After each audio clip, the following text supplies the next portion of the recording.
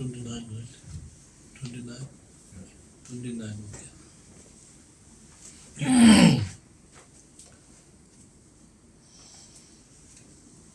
To those who delight in the great vehicle, the Buddha taught in brief selflessness, in perfect equanimity, and that the mind is primordially unborn. Number 30, the proponent of the yogic practice assert that a purified mind, effected through mastery of one's own mind and through utter revolution of its state, it is the sphere of own reflexive awareness. 31, that which is past is no more, that which is yet to be is not obtained, as it abide in the locus, it is utterly transformed, so how can there be such awareness in the present? Whatever it is, it's not what it appears as. Whatever it appears as, it is not so. Consciousness is devoid of selfhood, yet consciousness has no other basis. I have to read this transmission first, okay? And then, number 33, by being close to a lodestone, an iron object swiftly moved forward, it possessed no mind of its own, yet it appears as if it does. 34, likewise, the fundamental consciousness to appear to be real, though it is false. In this way it moves to and fro and retains the three realms of the existence. Just as the ocean and the trees move about, through they possess no mind, likewise fundamental consciousness to move about is dependent upon the body. 36. So if it is considered that without a body there is no consciousness, you must explain what it is this awareness. This is the object of one's own specific knowledge. Okay, so this is translation. Now we will go to the 29. 29 is to those who delight in the great vehicle, the Buddha taught the brief. So, Buddha taught Hinayana vehicle and Mahayana vehicle, right? Hinayana vehicle is the Theravada, Pali, and Mahayana vehicle, Sanskrit, and Mahayana vehicle, the Buddha taught different schools. Mind-only school, middle way, autonomy school, and Madhyamika, Prasangika. Three minor school. So here, mainly Buddha talking about the mind-only school. Mind-only school. Hinayana school cannot accept the emptiness. Emptiness is only accepted by the Mahayana teachings, like mind-only school, autonomy school, and middle concept Madhyamika Prasangika, Mahayana school. So, and then the mind is primordially unborn.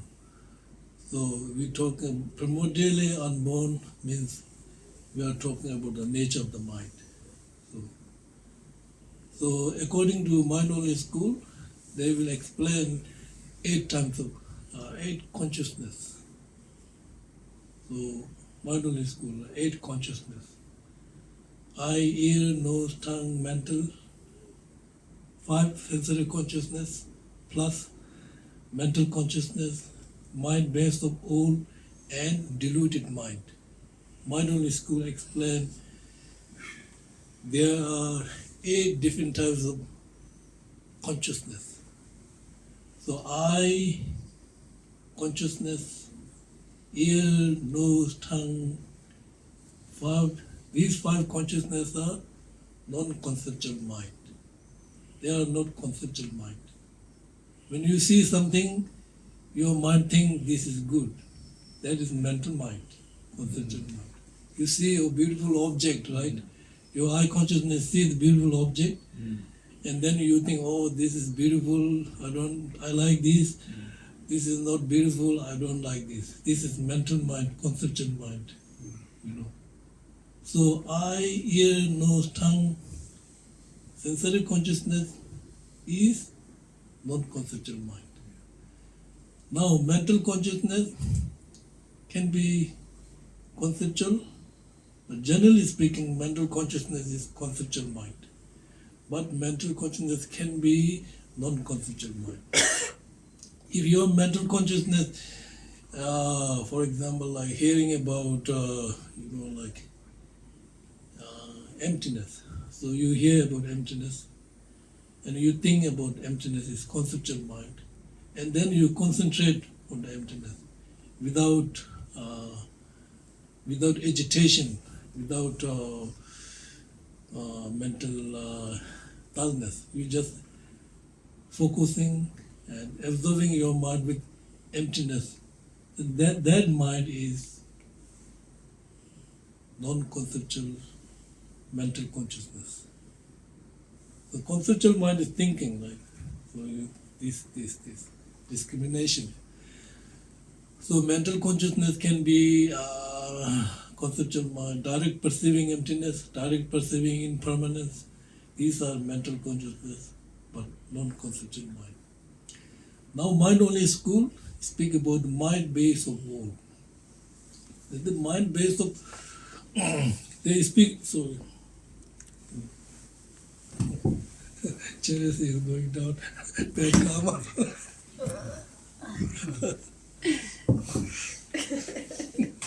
No good. Sagadawa. Auspicious day. Bad karma, no good. So mind-only school speak. Remember last time we have to know what is the definition of mind-only school, right? Mind is school, but definition of mind-only school is the Buddhist tenets who assert the true existence of other powered nature, but do not assert external object. So that is the definition of the mind-only school. So that, maybe we should not confuse about not accepting external object. External object there, right? Mm-hmm. But that mind-only school, remember this school talk about 3 nature. Other powered nature, Ngawang. Thoroughly established nature, which is emptiness of their viewpoint. And imputed nature. So these three nature. Other powered nature means anything produced by cause and conditions, all are other powered nature. Compounded, all the impermanence are other powered nature. They all depend on cause and condition. Mm-hmm. It's called other powered nature. Thoroughly established nature means mind-only school accept, remember, external assert does not assert external object. Does not mean external, they reject the external object. External object do exist. However, mind which perceive an object can be produced by one free disposition. There is no object without mind imprint produced. That's the point.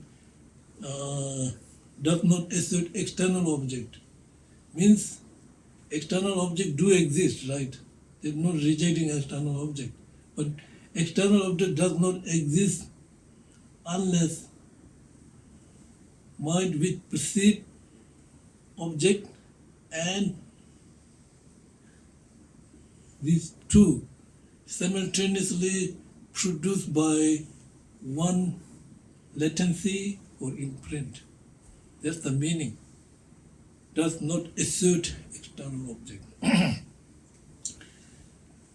Now, mind-only school is the imputed nature.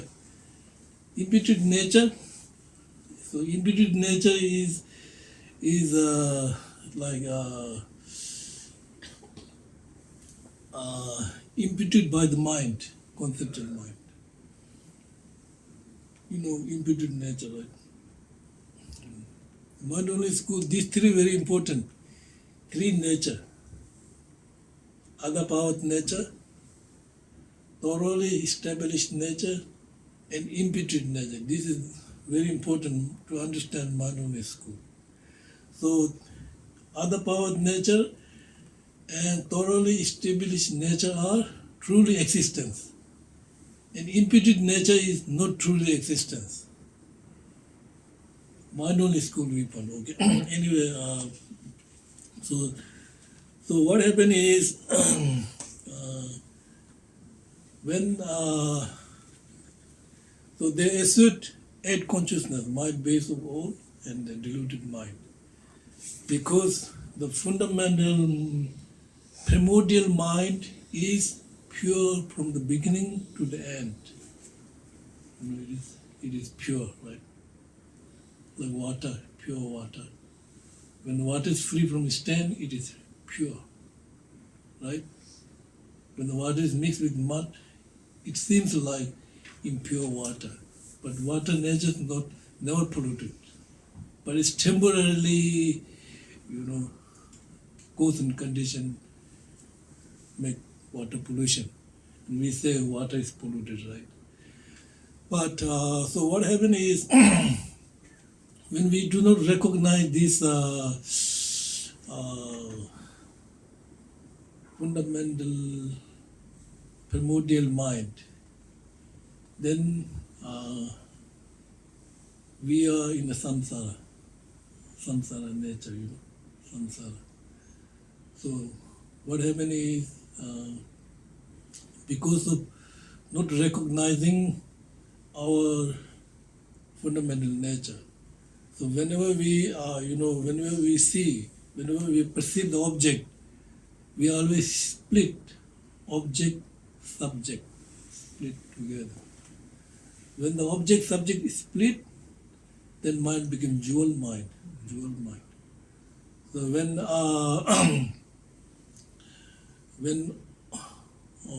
object, subject speak, then me, objects speak other, me and other, Then there's dual mind arises.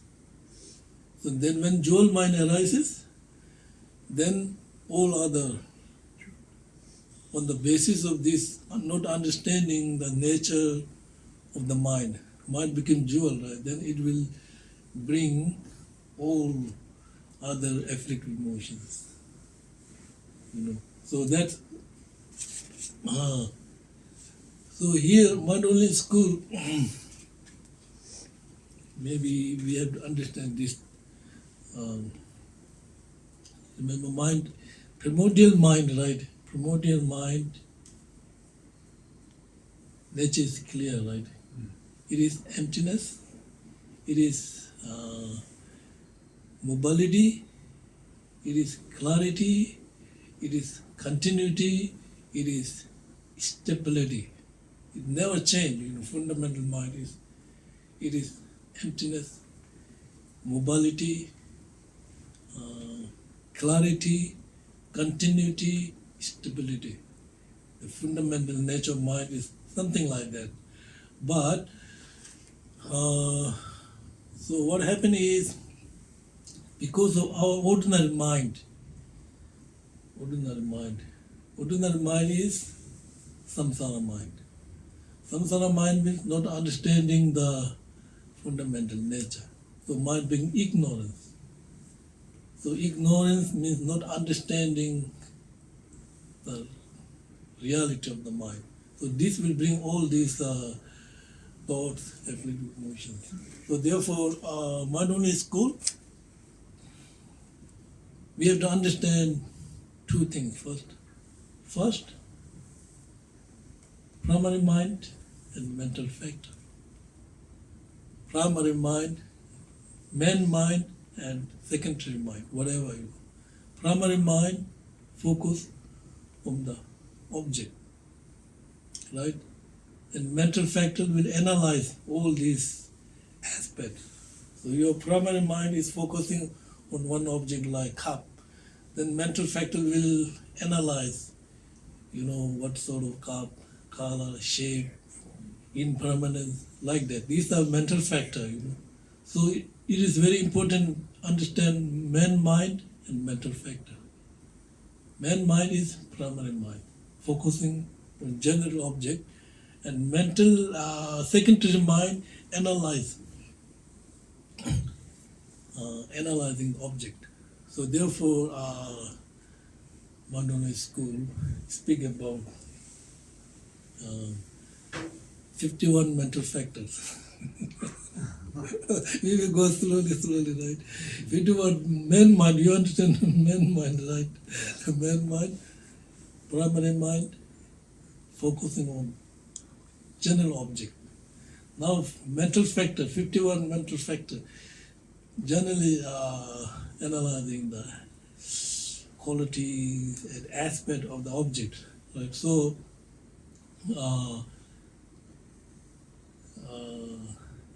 51 mental factors. you want to study this? Kundunga, Tibetan Kundunga means 5 omnipresent mental factor. Yunga means 5 determining mental factor. Gyawa Chukchik, 11 virtuous mental factor. And 6 root delusion. And 20 secondary deluded mind. And 4 changeable mental factors. Altogether 51 mental factors. So now 5 omnipresent mental factors. 5 omnipresent mental factors. So 5 omnipresent mental factor is, so it is like feeling, recognition, perception, contact, and attention. Feeling, right? Recognition, perception, contact, and attention is omnipresent mental factor. When the main mind focus on the object, these are always there. Feeling, recognition, perception, and contact and attention. So omnipresent mental factor means it goes to all the mind. It's not individual mental factors. Whenever mind think, it should be there like this. Feeling, recognition, always there. Therefore, these 5 are called the omnipresent mental factor. Kundunga, Tibetan. It goes to all the mind. Whenever mind perceive object, should have this one. Feeling, recognition,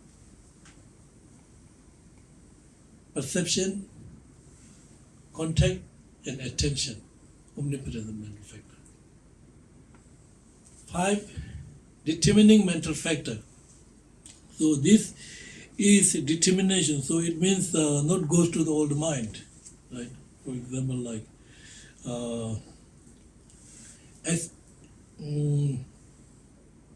expression 1, and belief, mindfulness, samadhi, and wisdom. These are 5 determined or individual mental factors, right? So it is aspiration, and belief, mindfulness, samadhi, and wisdom cannot go to the old mind. Right? These are 5 determinant mental factors. Now we have, I will not go 51 tonight, okay, I will go half, half the next time. Now we have 11 virtuous mental factors. So number 1 is faith, number 2 is sense of shame, number 3 is sense of the dread of blame, number 3 is absence of desire, number 4 is absence of hatred, number 6 is absence of ignorance, number 7 is joyful effort, number 8 is conscientiousness, number 9 is suppleness, number 10 is equanimity, and number 11 is not harming others. These all are virtuous mind.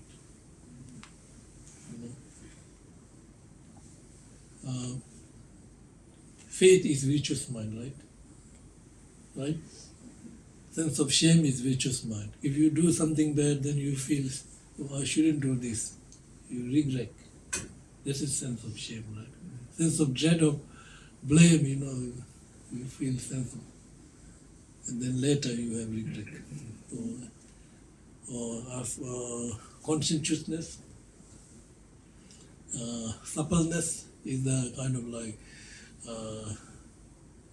mental and physical bliss through meditation, right? And equanimity, so mind remain equal, not going too extreme, just remaining equal, and not harming others. So these are the 11 virtuous mental factors. And 6 root delusions. So desire, anger, pride, ignorance, doubt, and wrong view. So how many mental factors now we finish? 5 omnipresent mental factor, 5 determinant mental factor, 10, right? 20. 11 virtuous mental factor, 21. And 6 root delusions, how many? 27. 27. So remaining we will discuss next time, right? So these are the mental factor, Whenever primary mind, mental factor always, analyze the object. Now when we speak about the view, right, this is not included in this, in the mental factors. Remember we have 6 root delusions: desire, anger, pride, ignorance, doubt, and the wrong view. Now wrong view divided into 5 wrong views. It is, number 1 is false view of transitory collection. Number 2 is extreme view.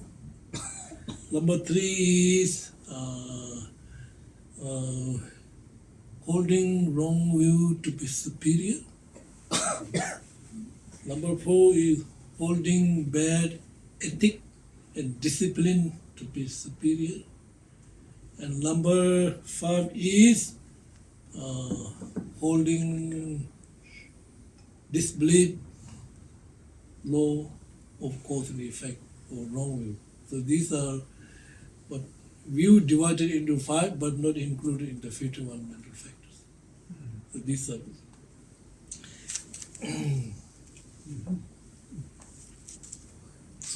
so when we understand this mind, main mind and mental factor, then whenever something happens, then you always know what's going inside your mind.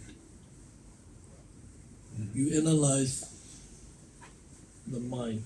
You analyze your feeling, recognition, It's not like something you believe, blind faith. But you always think, oh, something happening, why this is happening, what is the cause of this pain, what is the cause of suffering, how does this happen? So it's like mental factor is always analyzing your feeling, your recognition. So when you analyze your feeling, your recognition, right, its nature is, when you analyze, right, its nature is emptiness. It is mobility, it is clarity, it is continuity, it is stability, because your mind is associated with 5 elements. Space element, right? And mind not include space element, water, fire, all this space element. So when feeling something, if you are feeling very depression or if you are feeling sad, if you do not analyze, right? But if you analyze what is the feeling, and analyze through analytical meditation, you realize that feeling, its nature is empty, like space. Its nature, so it's like feeling coming from a thought arising, So when you see, like, if you do not, whenever thought arises, then you may first analyze one thought arising, then next thought arising, something like this. It will go and go further and further. But if you really pay attention with these 5 determination mental factors, then you pay attention of first thought arise, then second thought arise, then it will disappear like empty space. Then you realize thought, whatever happening, emotion, thought, all nature are empty. It's like space. So then, because its nature is related to the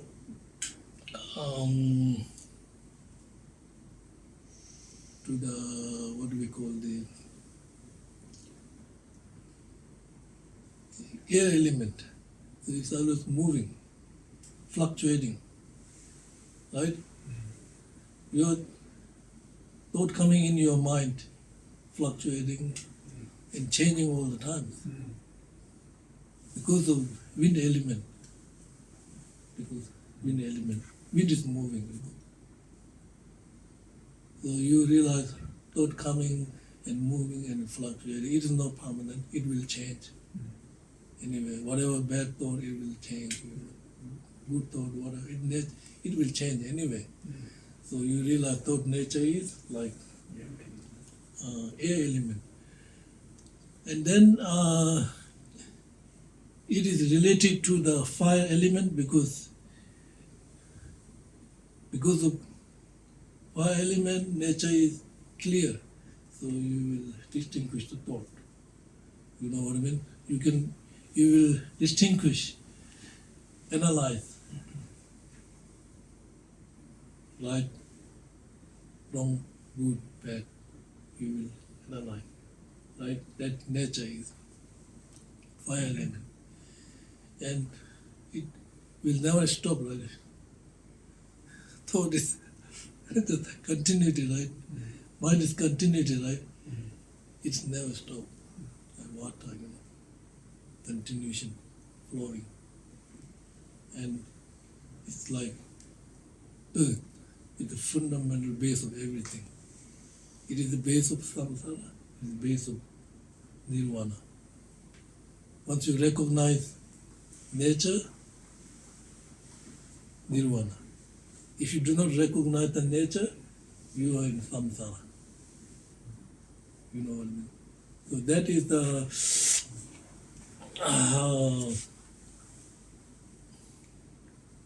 primordially unborn mind. So I will stop here tonight to this topic, One only school, 3 nature, other power of nature, thoroughly established nature, and imputed nature.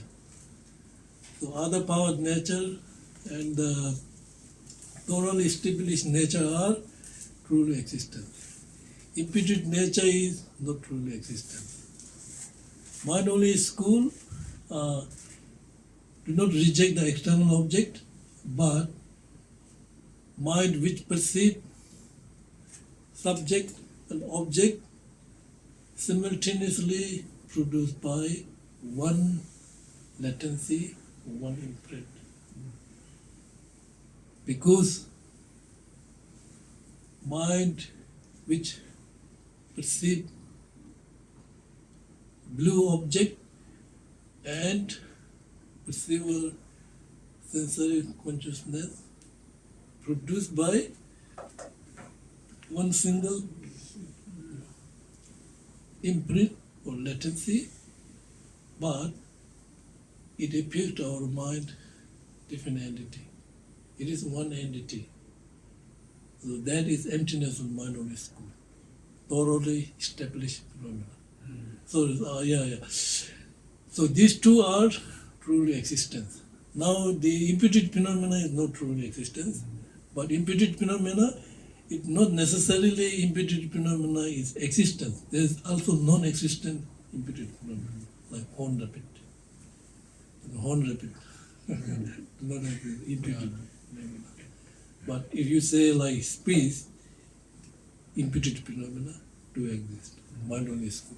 So generally speaking, imputed phenomena exist, but not necessarily exist. There's non-existent imputed phenomena, on rapid, sky flower, these are non-existent. Oh, that is the mind-only viewpoint. Okay. So, and now I go man, mind, and mental factor, right? So this is very important. Man, mind, focus on the general object. Mental factor, analyze the aspect of the object. Color, shape, good, bad, right, wrong. This is mental factor. So there are 51 mental factors. 5 omnipresent mental factor, 5 determined mental factor, 11 riches mental factor, 6 root delusions, 20 secondary mental factor, 4 changeable mental factor. So altogether, 51 mental factor. So 5 omnipresent mental factor, so it's like feeling, recognition, perception, and contact, and attention should go to all the mind. Always there. When mind focus on the general object, these 5 should be there all the time. Therefore, it's called omnipresent mental factor. It goes to all the mind. But, for example, like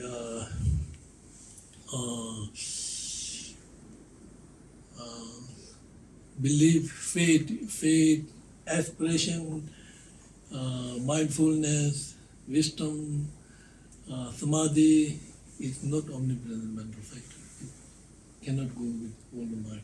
Individual mind. So 11 which. So these are very important. Man, mind, focus on the general object, and mental factor, analyze the object all the time. Whenever we contact with the object, we always say these two mind, man, mind, and mental factor, always accompany together, go together. So, like when you see something, right, perceiving, and then after perceiving, then your mental factor thing, oh, I really like this object, blue, shape, color, good, bad, like wrong, like that. So these man, mind, and mental factor accompany, like king and minister go together. Always go. Okay?